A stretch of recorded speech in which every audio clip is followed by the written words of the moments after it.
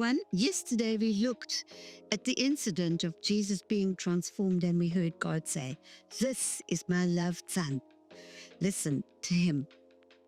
And you remember Moses and Elijah were there and the disciples were like now looking around. And suddenly, when they looked around, Moses and Elijah were gone and they saw only Jesus with them. I mean, they must have been very thrilled and impressed to see Moses, the giver of the law, the prophets who spoke so much of the future and everything. But before they could even make any contribution, they were gone.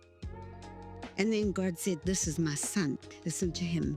You see, Moses represented the law and Elijah represents the prophets.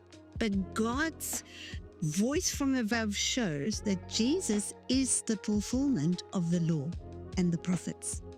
He ushers in the new covenant from God for all people.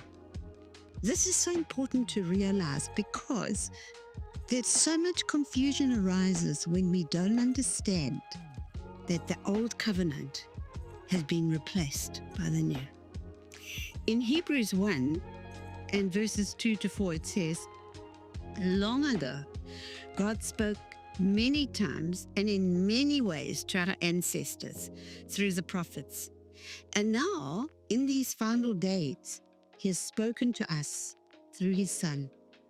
God promised everything to the Son as an inheritance. And through the Son, he created the universe.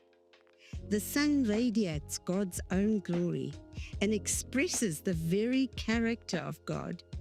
And he sustains everything by the mighty power of his command. When he had cleansed us from our sins, he sat down in the place of honor at the right hand of the majestic God in heaven. This shows that the Son is far greater than the angels, just as the name God gave him is greater than their names." You see, Jesus fulfilled the Old Testament, the Old Covenant, by becoming both the perfect sacrifice and the perfect priest.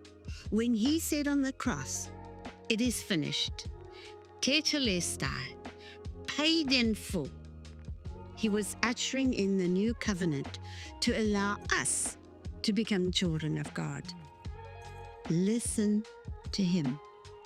I spent quite a long part of my early Christian life in some confusion, trying to measure up, trying to become righteous, trying to become good, just because of my misunderstanding of this radical truth.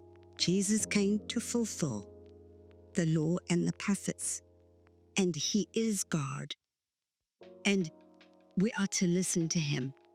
And he says, "You are mine." We're relying on him, not on ourselves. And he says, "You're highly favored and deeply loved of God."